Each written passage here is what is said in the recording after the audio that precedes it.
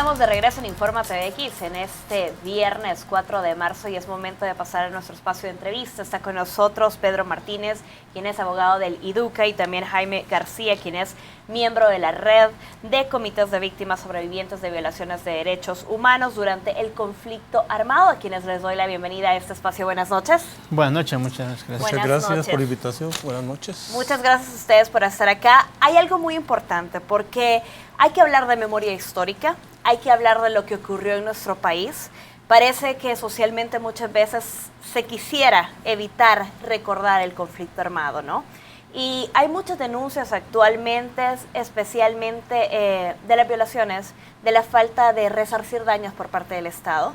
Y es bueno conocer sobre también las actividades que se hacen en búsqueda de beneficios para las víctimas y también para resarcir esos daños y conmemorar lo que ocurrió en ese tiempo.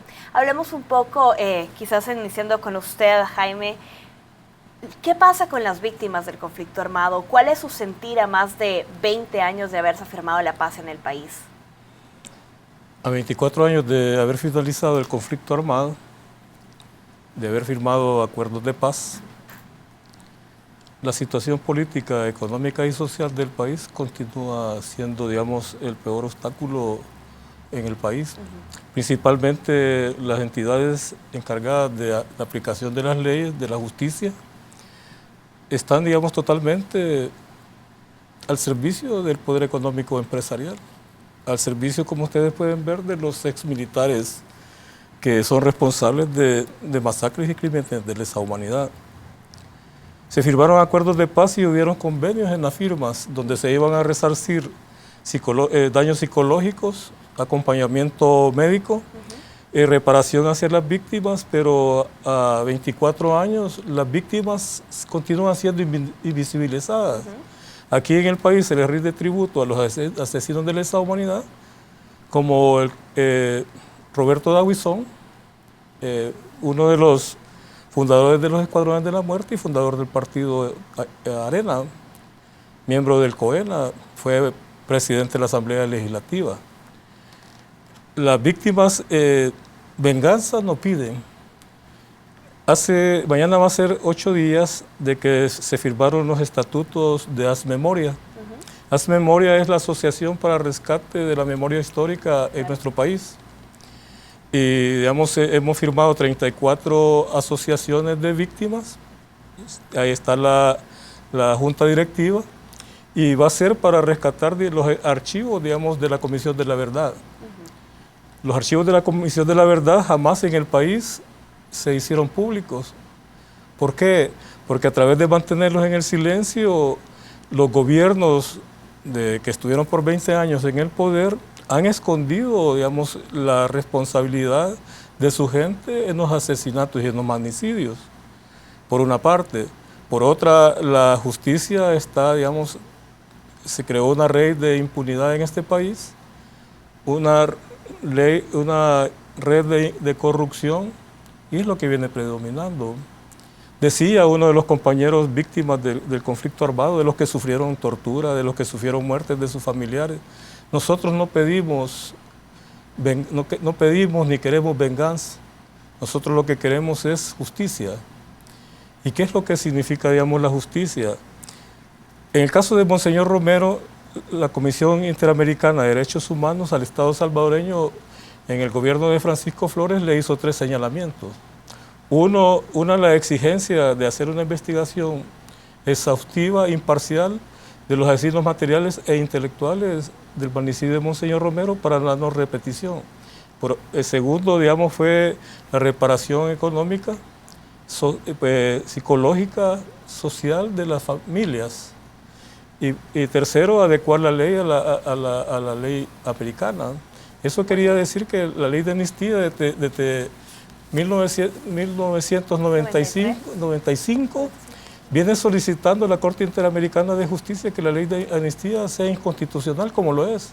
Porque, digamos, en 1993 se crea a través de la solicitud de Alfredo Cristiani, responsable del asesinato de los padres jesuitas, como comandante jefe de la Fuerza Armada, para protegerse principalmente él, porque él tiene la responsabilidad como comandante de la Fuerza Armada. Segundo, para proteger, digamos, a los militares. En este caso son 24, 4 están capturados, que son los que ya se judicializaron y ya rindieron, digamos, ante un show que se hizo de juzgamiento, pero 17 están prófugos. Muy bien, hagamos pausa en este punto porque es muy importante. Justamente ahorita por el juez Eloy Velázquez en España se pide una orden de extradición para los militares implicados porque en el país, hay que decir, el caso no se sigue en España y se pide la extradición. Como ya lo decía Jaime, se da la captura de 4 de los exmilitares. En el 93, hablemos, Pedro, de esto, se aprueba la ley de amnistía que absuelve a ambos bandos de aquellos hechos cometidos antes de los años 92. ¿Qué pasa a ese entonces donde organizaciones en pro de los derechos humanos, la misma Procuraduría para la Defensa de los Derechos Humanos, ha solicitado la eliminación de la ley de amnistía para poder pasar? Ya decía, las víctimas no piden justicia, en pocos casos oía yo no piden demandar o una denuncia, sino que piden justicia y conocer, por ejemplo, sus víctimas o lo que pasó. ¿Qué pasa con la ley de amnistía en este país que no podemos avanzar en ese caso? Bueno, lo que ocurre es, Priscila, que se han hecho intentos varios de que la ley de amnistía sea derogada. En el 26 de septiembre del año 2000, la Sala de lo Constitucional de aquella época dio una resolución en la cual establecía que la ley de amnistía era constitucional. No la declara inconstitucional, declara que es constitucional, pero que cada caso en concreto debía ser el juez respectivo ante quien se presentara la denuncia, quien decidiera si ese era un hecho que era amnistiable o no amnistiable, y podía ser procesado para que se investigara la verdad y establecer los responsables. Pero resulta que después de esa sentencia, ningún caso ha llegado a los tribunales excepto el de los padres jesuitas y el de Roque Dalton, que fue mucho antes de la guerra. En el de los padres jesuitas, lo que dijo la jueza que conoció el caso en el Juzgado de Paz, Tercero de Paz de San Salvador, fue que no se aplicaba la ley de amnistía, pero sí ya había prescrito. Porque ya una vez fue judicializado. No, porque ya había pasado el tiempo para realizar la acción, pero lo que no explicó la jueza es que la prescripción empieza a correr a partir de cuando termina el periodo presidencial durante el cual se decretó la ley de amnistía. Por lo tanto, en el año 2000, 2001, no había prescrito realmente. Y el IDUCA lo que intentó hacer fue, bueno, de esa resolución el IDUCA apeló ante la Cámara, luego nos fuimos a un amparo ante la Sala de lo Constitucional y no fructificó ninguno de los recursos. Dado esa situación es que ahora están las víctimas buscando justicia en España, ya que aquí en El Salvador no se pudo lograr. Y luego nosotros, después de tantos casos que hemos presentado a la Fiscalía, porque tenemos presentado alrededor de 70 casos denunciados en Fiscalía General de la República de los casos de la guerra, vimos que la cosa no funcionaba, los casos no pasan a los jueces, se quedan archivados en la Fiscalía, no se realizan las investigaciones. Decidimos el 20 de marzo del 2013, cuando ya se cumplían 20 años de la ley de amnistía, presentar una nueva demanda de inconstitucionalidad, con argumentos nuevos y con algunos argumentos retomados de la anterior sentencia que la Sala dio. A estas alturas, el 20 de septiembre de 2013, la Sala admitió la demanda y luego en noviembre del 2014 la Sala dijo que estaba solo para dictar sentencia. Ya el proceso había culminado y solo estaba para dictar sentencia. Desde noviembre de 2014 hasta hoy, marzo de 2016, no ha habido resolución. Muy bien, hablemos de algo, porque podríamos decir, gobiernos anteriores estaba dominado por la derecha, hoy hay un nuevo partido en el poder, hay un nuevo partido en gobierno. ¿Por qué aún no se logra avanzar? Porque no ha habido tantos cambios sustanciales entre un gobierno y otro. Lo que sucede es que no se adjudican la responsabilidad. El Estado salvadoreño es firmante de tratados internacionales de justicia. Que viola actualmente, que viola actualmente. Está el último tratado, el de Roma, donde tendría, digamos, obliga al Estado a hacerse responsable. Fue, digamos, hasta el gobierno de Mauricio Funes, que en el caso de Monseñor Romero pidió perdón, en el caso del Mozote, hicieron medidas de reparación y no repetición, pero fue, digamos, el Ejecutivo como responsable. El actual gobierno se ha reunido con las víctimas, han hecho un proceso, digamos, de hacer un censo. Pero ¿qué sucede, digamos, a esta altura? El censo ya no es verídico porque nuestra gente está muriendo. y les están ofreciendo, digamos, una cantidad risoria de $10, $15 mensuales para poder vivir, dependiendo del número de familiares que tienen. Entonces, nuestras víctimas continúan siendo invisibilizadas. La Asamblea Legislativa, con el presidente anterior, el 24 de marzo, yo le solicitaba que como presidente y responsable de la Asamblea Legislativa, que hiciera un decreto de ley para, digamos, decretar la ley de amnistía inconstitucional, cosa que me dijo que necesitaba 43 votos. Pero, digamos, no toman acción, y la justicia, digamos, como decía Pedro, tenemos 70 casos presentados a la Fiscalía General de la República. Como red de víctimas hemos formado una comisión de seguimiento.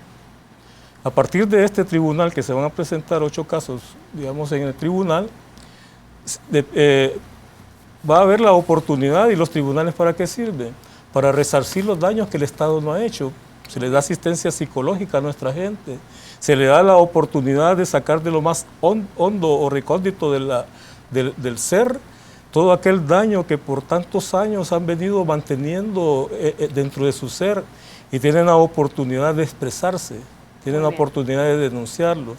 Entonces, estamos tratando de nosotros como víctimas, porque todos somos víctimas, de una u otra manera, de ayudarnos, digamos, y exigir justicia, verdad y reparación. Eso es lo que, digamos, que queremos, que se responsabilice el Estado salvadoreño íntegro, no, digamos, por un lado el Ejecutivo, por otro lado el Poder Judicial.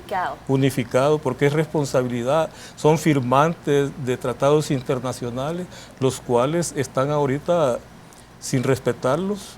Están, digamos, en el caso del Mozote, en el caso de Monseñor Romero.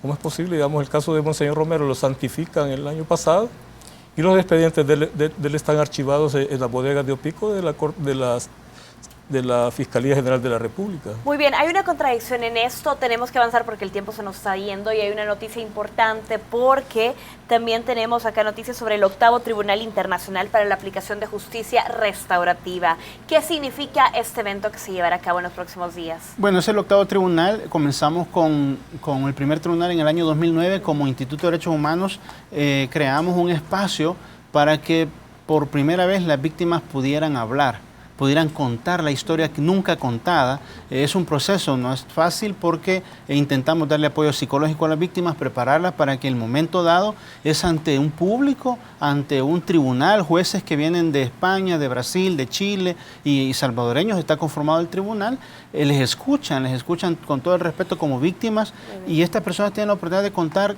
cosas que nunca ni siquiera han sido escritas ni se saben, porque en este país realmente la memoria histórica hace falta mucho trabajo por desarrollar. Entonces, hay casos sí muy conocidos: la Guinda de Mayo, la masacre del Zumpul, la masacre de la Quesera, el asesinato de Mario Zamora, el ex procurador general de Pobre. Esos casos han sido presentados en los tribunales, y muchas de estas víctimas por primera vez cuentan públicamente o en privado esos casos que fueron sufrimiento y violaciones graves de derechos humanos. Muy bien, tengo por acá que se llevará a cabo el próximo 9 de marzo en la Capilla Jesucristo Liberador de la UCA, y el 10 y 11 de marzo en el Auditorio Segundo Montes, edificio ICA, dentro del campus de la UCA, de 8 de la mañana a 12:30 y de 1:30 a 5:30. Tengo un spot que quiero invitarlos a ver para que la audiencia también pueda conocer un poquito más sobre este evento, que sería excelente para conocer un poquito más sobre nuestra memoria histórica. Veamos.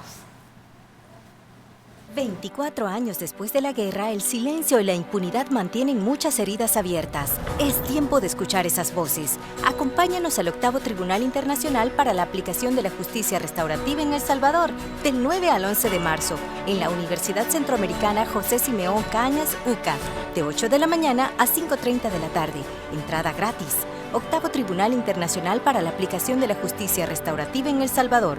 Sanar heridas para alcanzar la paz.